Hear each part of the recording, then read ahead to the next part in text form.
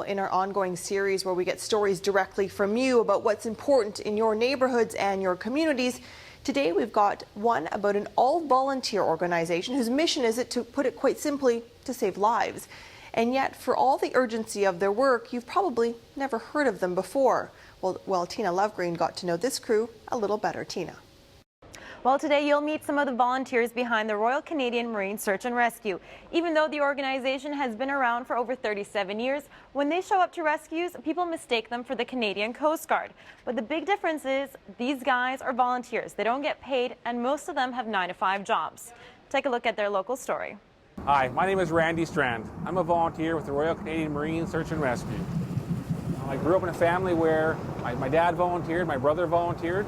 It seemed normal that you gave back to the community you lived in.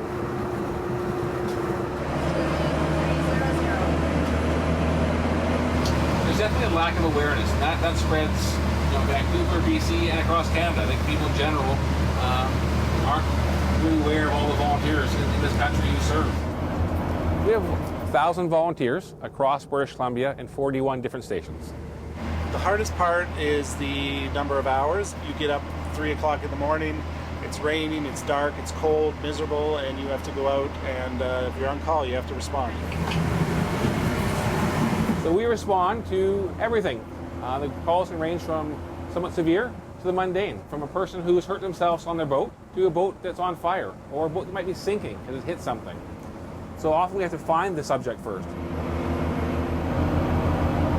Under the bridge there. I've been on a few calls where things have happened and we've had to be on top of it and make some decisions. Unfortunately, they didn't have good outcomes. The days after things happen, it's kind of hard. You'll see things that remind you of the call.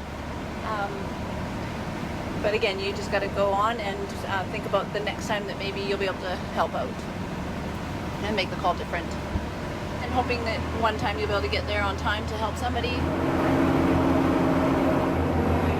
That training time is expensive. We rely on donations, and those donations come from the public, and that really allows us to kind of improve our gear. It's never enough. Why do you do this?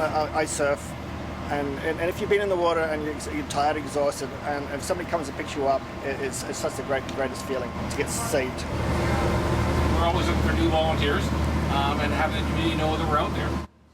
Well, as you just heard, they're looking for volunteers. The requirement is that you need to be able to pick up at least 2 shifts per week and dedicate 1 day for training. And you don't get to go on the water right away. There is an 8-week training course, then another 6 months of training on the water. But after that, you'll be able to do everything from navigation to first aid to pulling someone out of the water.